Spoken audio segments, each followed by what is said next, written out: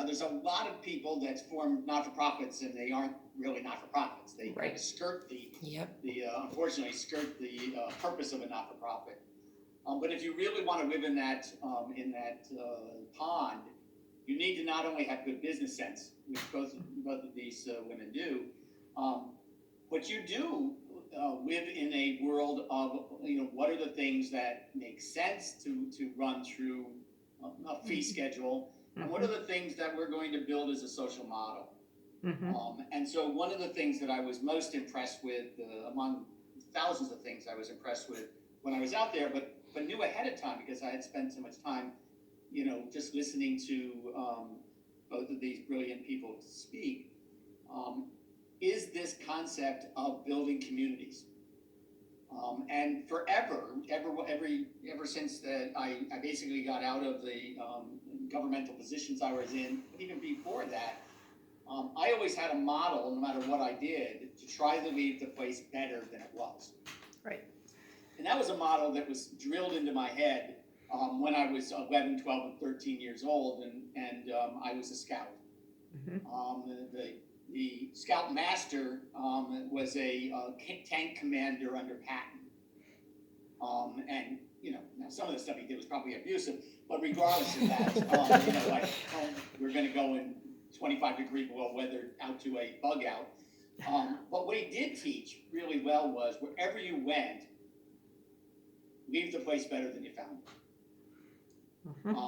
And that lived with me because it was so influential in my upbringing of how we basically looked at how I looked at the consulting in New Mexico. That the idea wasn't to bring expertise in. Yes, you had to do that, and sometimes that's necessary. But you only bring that in if it builds capacity for the individuals that are going to be there when the expertise or the consultants leave. And that is the foundation of where I think these two entrepreneurs made a difference in Raton.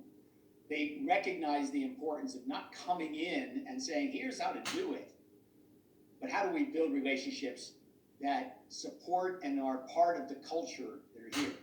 And it's not an easy culture. Let's be honest about it. It has the foundations, as Bert was talking about, of ethnic culture, but it also has rural culture. And there's a culture of ruralism, right? Yes. Sometimes in independence, and sometimes in warmth, right? And because it has a tendency to be warm, it also sometimes can be taken advantage of.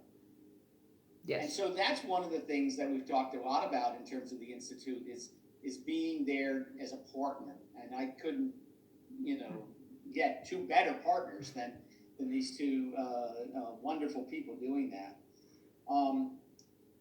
What are any other questions you have? First of all, the challenges of starting any business is a challenge, and I think both of them gave you some very good toolbox. Write them down. You hear me say this a lot about it. Okay, the single words, like your life as an entrepreneur is made up of having 3x5 cars, right? That's what your life's going to be, right? Your entire development can be managed on a PowerPoint slide, right? And as a matter of fact, there's lots of people who made lots of money just doing PowerPoint slides. But that's an important technique to understand. Carry it with you. I'm a real proponent of doing it organically. So yes, you can have it on iPhones, you can type things in, etc. But I'm really into, is there a pencil someplace and there's a piece of paper, right? Because we have to manipulate that, and it's kinesthetic, and it has advantages of folding things and rustling and digging them out of your pockets, and you can use it on backs of napkins and and all that kind of stuff, etc. And believe it or not, you can file those and reflect back. I'm a big proponent on journaling. You know that. I say that over and over again. In everyone's life, you should be journaling every day, the same way as you might eat 3 meals or 10 meals or 25 meals during the COVID-19 crisis. I think that's actually a short story. I now have a better idea of what a dog feels like. up all day, you stand at the window barking at someone come, and you're constantly looking for food. So I kind of have that sense now of what that means to be isolated from that standpoint. But I think that the messages here are so powerful for you as entrepreneurs. And keep in mind, entrepreneurism isn't about starting a new business. Yes, they did that. But being an entrepreneur is also in your existing situation. Mm-hmm. What are the things you can do uniquely? So Erica talks about this is how things that are available in New York, etc. I'm now curious to know, does that actually exist in a similar manner in New Mexico? And if it doesn't, Eric, if you could sort of come up with a primer on the essence of how it works in New York, ship it to me. I'm going to ship it out there because here's another little known fact, okay, that people don't know. Bert Dennis is personal friends with the governor. Huh. Yeah. I know it's a rocky start, okay? But what I mean to that is that I think this is literally a person who's trying to do things differently and well. And she's, a smart enough governor to be able to shut down a state that could have very easily gone the other way. I thought you meant my friendship with Cuomo. Oh, you're talking about my governor. Yeah, you're talking about your governor. If anybody has a relationship with Andy, let me know. I shouldn't do that. I actually had a relationship with his dad, believe it or not. He appointed me to my first appointed position, Mario did. And he was one of the few people who were politicians, in my life that I saw as a phenomenal change agent. And there were a few of them that influenced, I think, how it's supposed to run, okay? Not how we've been told it's supposed to run, which is, 1964, 71% of the American people felt that the government was there to help them. In 2019, it's 19%. That's not good. Right. We have created a vision that government is your problem. Thank you, Ronald Reagan. It's not. Government is us, right? And we need to be better at that. We need to communicate better. We need to be understanding that it's that. Yes, thank you, Erica, for popping that up. Because there is SBA. Interestingly enough, I did a little look at the SBA. There actually isn't an SBA office, I don't believe, in New Mexico. I think the closest one is in Denver, believe it or not. Mm-hmm. And that shouldn't be. There should at least be one, vibrant SBA operations in every state. If not, even more than just, a single place in the state. But I could be wrong on that. Don't quote me on it. So the point is that this is how it happens. And this didn't happen by mistake. No. I really believe in the force of nature. And if you're interested in Yiddish, B'Sharet. It was meant to be. Mm-hmm. Okay? And I think it also was meant to be that somehow we connected again, back and forth, in terms of this journey together. And the power of that balance that is organically seen out there at the ranch, where young people and middle-aged people and older people are seeing themselves coming together to really do something that's unique. That being said, there are some risk-reward questions. There are some risks, and my job as the chairperson of the committee, so to speak, not operating it, is to help with those things. And so one of the things that I instantly worried about was they're renting this beautiful place for literally almost nothing, right? Mm-hmm. But what happens if whoever owns that decides to sell it? There's no indication they are, but what happens? Right. They could pass away. They could do whatever, right? And so there was a strategy, a business model strategy that says, minimally, we've got to talk to the owner about giving the ranch the right to first refusal. Right. Whether we can afford it or not at the time is irrelevant, but we like to have the right to first refusal. Mm-hmm. And it would be nice if we could get a right to refusal for no more than, right? No more than this dollar amount. Right. If you're asking for $200,000 for this ranch today, can we lock that in as a maximum that we'd be asked to cover? Right. Right. And I know Bert's working on that. I know they've got that worked into the annual, rental agreement and that kind of stuff like that. But then they did some other unique stuff, okay? And I'm wrong, ladies, but the person who owned the property has 2 adult children. Mm-hmm.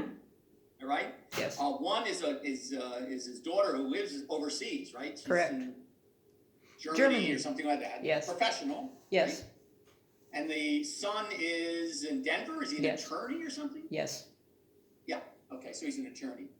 But guess what? They both grew up riding horses. Mm-hmm. And now we take the business side of it and we combine it into the caring side of it. And the daughter comes back. And what did these 2 brilliant thinkers do? When they looked at it from caring side, what do you care about? What makes it passionate for you? Is they found a picture of that adult when she was a child on a horse. Am I right on this? Yes. Yes. Okay. And they said, how cool would it be if we could put her back on a horse and take another picture of her? That's right. In the same spot. In the same spot. We took her to the exact spot that picture was taken when she was 6. So 30 years ago. She's 36 now. And yes, we did. And Dad gets to see that. Yeah. You don't think that that's brilliant? That's brilliant. See how smart we are? Brilliant. Okay? And so what I'm trying to say to you is think about those little organic things you can do, right? In your regular life. Little organic things that you don't even think about. You know, will it have a pay? It doesn't matter whether it has a payoff. It put a smile on another person's face. It gave a 36-year-old a brief memory of being 6. It gave the father of a 36-year-old the memory of his daughter on a horse. Even if it doesn't end up being X, Y, Z, the warmth of that. And that's what entrepreneurship is about. It's not just about winning the game, No. Erica. That's a course. But at the end of it, we know and you know that game doesn't exist in real life because we have already figured out poorly how to get clothes developed and made by people that were underpaying in horrible conditions. Yep. No, Professor, it exists. It exists to make our life a living, you know what. Sure, the course does. Absolutely. Yeah, But it's a made game. Because unless the game allowed me to do real things, like for example, I'm going to hire somebody at 55 cents an hour, then we're not teaching you anything. Because if we're going to say that we're going to pay minimum wage for that person to make that clothing, that's just fact. That's just fiction. Right? And so my point is I want this to be more of a fact system, okay? We shouldn't be paying people 55 cents a day or whatever, an hour to make clothes for us. That's wrong on so many issues, right? But it's not a game anymore. Now it's real life. Mm-hmm. And you have the power to change that in the future. You have the power to make things free when they should be free. Little kids should be able to ride on horses. That's a great model. That's a great statement. That's a great, and it's not just a statement of a not-for-profit. That's a statement of everybody. That's a statement of a store who gives a piece of fruit to a young kid when they come in when their parents are talking. Yeah. Any other questions? And then I'm going to let these 2 ladies go. I told them it was only about 45 minutes. They wonderfully have stayed with us for almost an hour and a half. Oh, I love this one. I love the suggestion at the end. Did you see this one, ladies? Airbnb. Yes, we have talked about that. And it's an excellent point, Erica. You know, what we've had in Raton, we actually have a number of motels that have shut down in the past 5 years. But there is one little motel that remains open, and the woman who owns it is she's a veteran, a woman veteran also. Mm-hmm. Yeah. And she supports us like crazy. So one of the things that we're looking to do is join forces with her so that as we bring veterans and veterans' families in, they will be able to reside with her. She's And- got great, cool retro rooms. Like you can pick just these themed rooms. So it's just a cool little place, quirky little place. Yeah. And as we do that and we get the income, the thing that we looked at was, I don't know back east if yurts are big, but yurts are big in the Southwest, and getting a few of those up on our mountain where people could stay in the yurt while they're spending time in the program. So excellent idea, Erica. Erica, do you want to move to New Mexico? Because come on out. We got You know? 12 acres of grass. Although that was Delilah's idea about the B&B, but Oh, I go Delilah. You can come too. You can all come. Yes. So, So I'm gonna, I just since I'm coming back to Eric, but I'm gonna give to everybody. The New Mexico is called the land of enchantment. And I joke to Bert all the time that I think it should be termed the land of entrapment. Because you're absolutely correct. It's one of those places that once you get there, you start to understand something about yourself, ironically, but also how to live connected to history, because so much of the history goes back millenniums. Oh, yeah. yes. About 13 millenniums, as a matter Yes. of fact, which was right after the Ice Age, when that area of the world began to be populated by indigenous people, and the beauty of that is a phenomenal understanding of the balance of life. It's almost everywhere. They refer to things such as Navajo time, Yeah. which New Mexico runs on. Yeah. Often. We do that a lot. Which is time based upon understanding how time flows, time wanders. Time doesn't just rush all the time. Mm-mm. No. It cools and slows down and reflects on itself.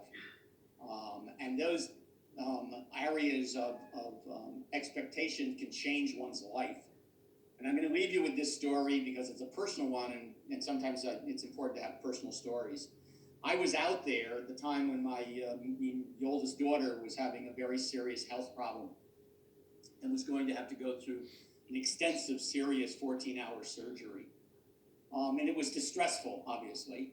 It was distressful on me. It was distressful on my wife. But at the same time, I had hooked up with Bert. We had met. And her story was unique because I was told, don't ever deal with Bert. We'll get into more details later. Yeah. I didn't know who Bert was.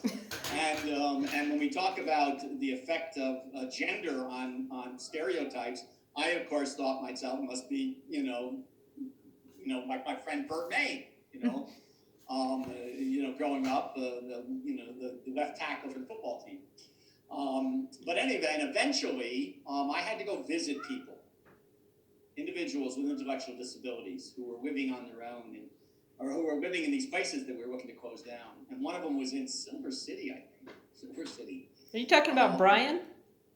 And Brian's the next story. Oh, okay. It was Silver City. So we got in the road. The drive. It was like, I don't know, 5 hours. I don't know how long it takes to get to Silver City. But From Albuquerque. Yeah.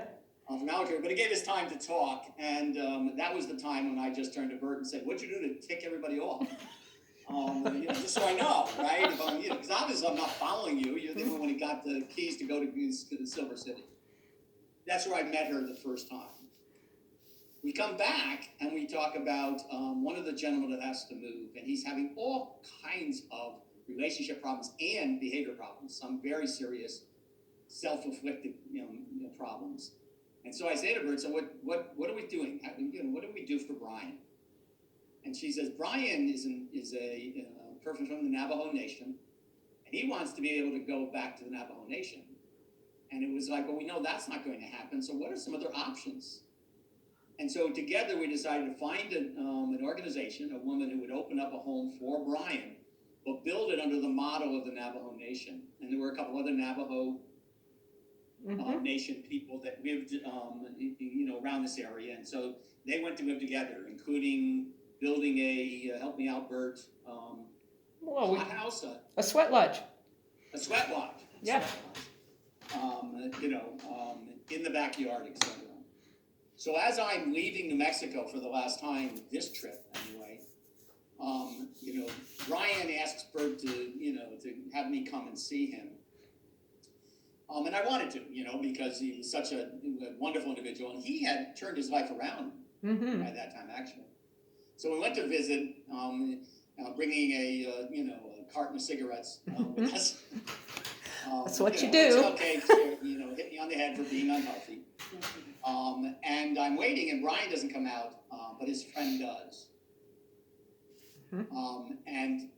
He looks at me, okay, with his eyes glazed down, which means, which word tells me means respect, Yes. because if people from the Navajo Nation stare at you, they're sizing you up as a threat.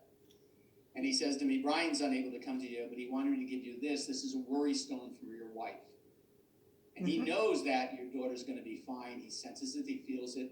But anytime she's worried, she can take this flat stone and rub it between her thumb and her finger, and it'll take the worries away. My wife still has that stone. Mm-hmm. She still uses that stone. And my daughter did come through it fine. Mm-hmm. That's from an individual that understands 13 millenniums of culture. Yep. Who lives that. Who I believe came from a family of healers. Shaman. Yes. Shamans. Shaman. So I want to leave you with that story because we all walk through these intense, driven, fast-moving streams, and we need to let time take us on a different journey sometimes. Any final questions for Bert and Dana? My sincere appreciation, ladies. Sure. You know how much I care about you. But seriously, if any of you think of questions or you have ideas or whatever, I'll forward put them. in our Blue Sky Ranch email. Dana will put in our Blue Sky Ranch email. I, of course, was going to get a pencil and a piece of paper. Right, Roger? Yeah.